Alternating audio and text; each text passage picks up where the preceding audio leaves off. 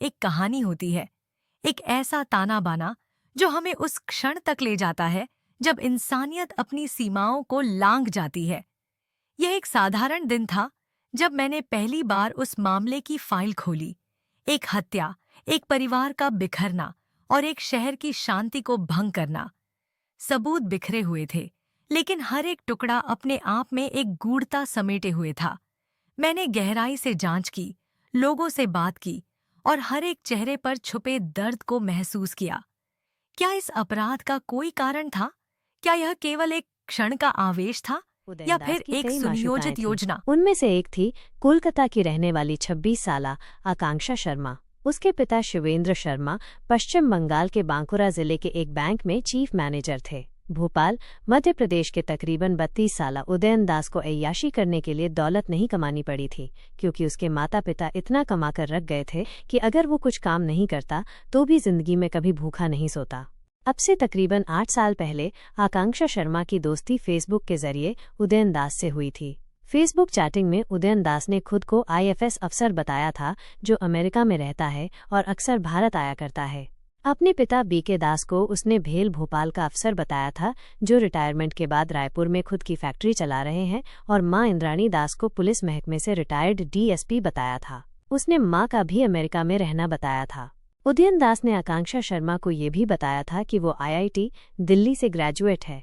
आजकल जैसा कि आमतौर पर फेसबुक चैटिंग में होता है, वैसा ही आकांक्षा शर्मा और उदयनदास के मामले में भी हुआ। पहले जान पहचान, फिर दोस्ती और उसके बाद प्यार। जल्द ही दोनों ने मिलना जुलना शुरू कर दिया।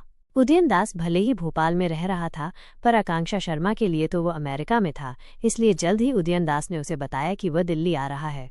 नोट: मैंने पाठ को और अधिक पठनीय बनाने के लिए कुछ छोटे छोटे बदलाव किए हैं, जैसे कि जरिए को जरिए और जान सुधारित पाठ, कोमा और फुल स्टॉप के साथ। दोनों दिल्ली में मिले और कुछ दिन साथ गुजारे। उदयनदास की रईसी का आकांक्षा शर्मा पर खासा असर पड़ा। वे दोनों एक साथ हरिद्वार, मसूरी और देहरादून भी घूमने गए और एक ही होटल में एक साथ एक कमरे में रुके। फिर उदयनदास अमेरिका यानी भोपाल लौट गया, इस वादे के साथ कि जल्द ही वो फिर भारत आएगा, और अब वे दोनों भोपाल में मिलेंगे, जहां उसके 2 मकान हैं। उदयनदास ने आकांक्षा शर्मा को बताया था कि उसका भोपाल वाला मकान काफी बड़ा है और उसका नीचे वाला हिस्सा किराए पर ब्रह्मकुमारी आश्रम को दे रखा है। इन 2-3 मुलाकातों में आकांक्षा शर्मा सोचने लगी कि उदयनदास वैसा ही लड़का है जैसा वो चाहती थी। वो तो शादी के बाद अमेरिका में नौकरी करने के सपने देखने लगी थी, लिहाजा उन दोनों ने शादी करने का फैसला कर लिया। शादी, कत्ल और कब्र। एक दिन उदयनदास ने आकांक्षा शर्मा को बताया कि उसका मन अब अमेरिका में नहीं लग रहा है और वो उससे शादी कर भोपाल में ही बस जाना चाहता है। इससे अमेरिका जाकर नौकरी करने की आकांक्षा शर्मा की ख्वाहिश मिट्टी में मिल गई, क्योंकि अब तक वह अपने घरवालों को बता चुकी थी कि वह नौकरी करने अमेरिका जा रही है। आकांक्षा शर्मा उदयनदास को चाहने लगी थी, इसलिए राजी हो गई। आज नहीं तो कल उसे अमेरिका जाने का मौका मिल सकता है, इसलिए वो उदयन की बताई तारीख पर बीते साल जून महीने में भोपाल आ गई। माँ बाप से हकीकत छिपाने के लिए उसने ये झूठ बोला कि वो नौकरी करने न्यूयॉर्क जा रही है। आकांक्षा शर्मा ने भोपाल के ही पिपलानी के कालीबाड़ी मंदिर में उदयनदास के साथ शादी भी कर ली। इस दौरान वो फोन पर घरवालों से भी बात करती रही, लेकिन खुद को अमेरिका में होने का झूठ बोलती रही। कुछ दिन उदयनदास के साथ बीवी की तरह गुजारने के बाद आकांक्षा शर्मा को मालूम हुआ कि उसके शौहर ने उससे कई झूठ बोले हैं, क्योंकि न तो वो कभी अपने माँ बाप से फ़ोन पर बात करता था और न ही उनके बारे में पूछने पर कुछ बताता था।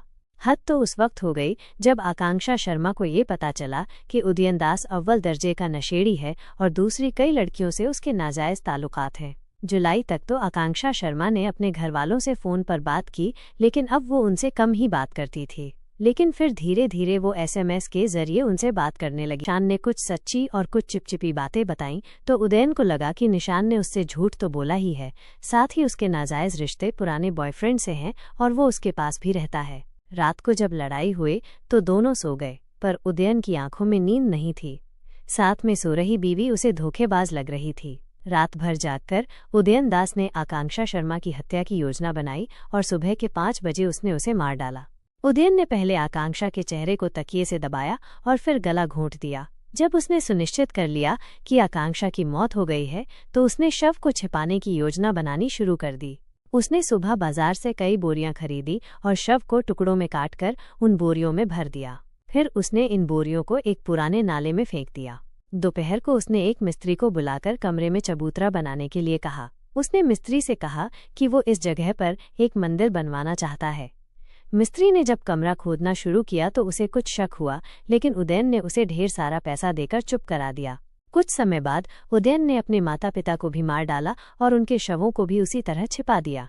उसने अपने माता पिता की संपत्ति पर कब्जा कर लिया और भोपाल में आकर ऐशो आराम की जिंदगी जीने लगा। उदयन दास ने अपनी मां की पेंशन लेने के लिए एक डॉक्टर से मिलकर एक फर्जी मेडिकल सर्टिफिकेट बनवाया और बैंक अधिकारियों को रिश्वत देकर पेंशन लेने लगा।